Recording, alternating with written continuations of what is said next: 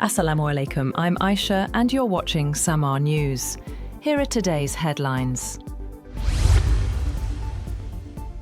The second round of Pakistan-Afghanistan negotiations has wrapped up its initial sessions in Istanbul, with both sides pushing to finalise a lasting framework for border peace. Officials say the talks built on the Doha agreement could continue for another 3 days. Pakistan is seeking a verifiable system to monitor cross-border militancy and prevent further attacks by groups like the TTP, while Afghanistan's team also says it remains committed to peace and stability.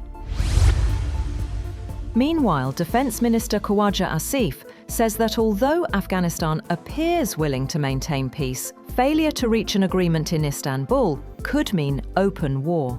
He confirmed that no violations have occurred in the past few days and that both sides are adhering to the truce. Chief of Army Staff Field Marshal Syed Asim Munir and Egyptian President Abdel Fattah el-Sisi have agreed to boost coordination on strategic, economic and security matters.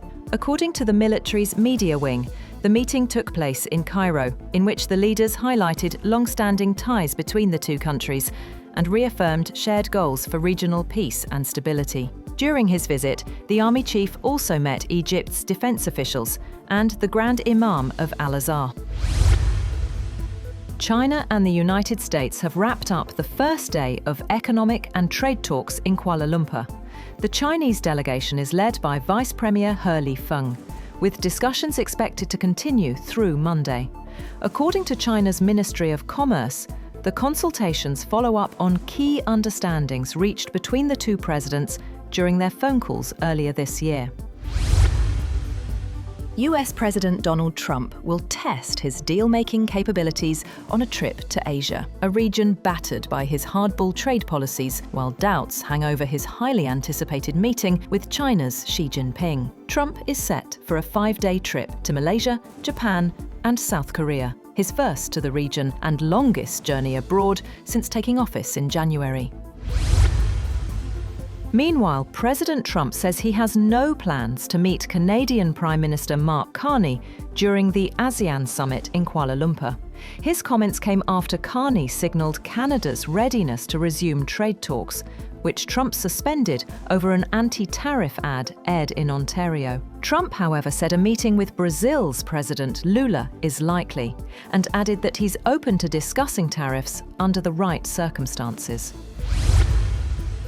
Separately, the Trump administration has prepared additional sanctions it could use to target key areas of Russia's economy if President Vladimir Putin continues to delay ending Moscow's war in Ukraine. US officials have also told European counterparts that they support the EU using frozen Russian assets to buy US weapons for Kyiv. And Washington has held nascent internal conversations about leveraging Russian assets held in the US to support Ukraine's war effort.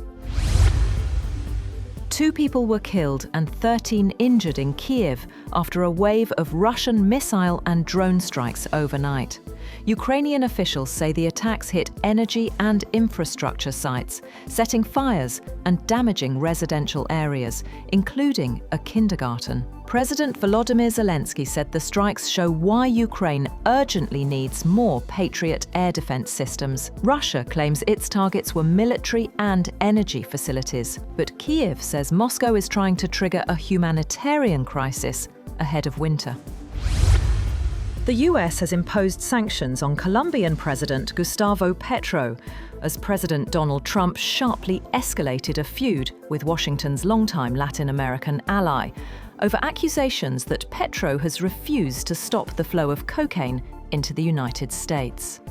The US military has ratcheted up activity in the Southern Caribbean, striking vessels in international waters that it has alleged, without evidence, are carrying drugs. Pakistan and Iran have taken a major step forward in strengthening bilateral ties, agreeing to launch joint initiatives in logistics, trade and transport. The decision comes during high-level talks in Islamabad, where federal ministers Abdul Alim Khan, Jam Kamal Khan and Hanif Abbasi met with Iranian Minister Farzana Sadiq, who is currently visiting Pakistan. During the meeting, Both sides agreed to establish a joint committee aimed at resolving trade challenges along the Pakistan-Iran border. In other news, the Louvre Museum has transferred some of its most precious jewels to the Bank of France after an audacious daylight heist last week exposed the famed museum's security vulnerability. The transfer of some precious items from the museum's Apollo Gallery was carried out under secret police escort. The UN's top environment official says this year's climate summit in Brazil could define the next phase of global action. UN Environment Programme Chief Inga Anderson says countries are expected to bring stronger climate pledges to COP30. And this time, the world needs real ambition. Speaking in Beijing, she said the summit will also focus on protecting nature and tackling pollution. And Audrey Eckert from Nebraska has been named Miss USA as the scandal-hit annual pageant returns under new ownership. The 22-year-old digital safety advocate beat 50 other contestants to claim the crown. The event capped almost 18 months of turbulence for the long-running contest, which underwent an acrimonious change in leadership following the resignation of Miss USA 2023 amid allegations of mistreatment. That's all for now. For more updates, visit www.samaa.tv. Thank you for watching Samaa News.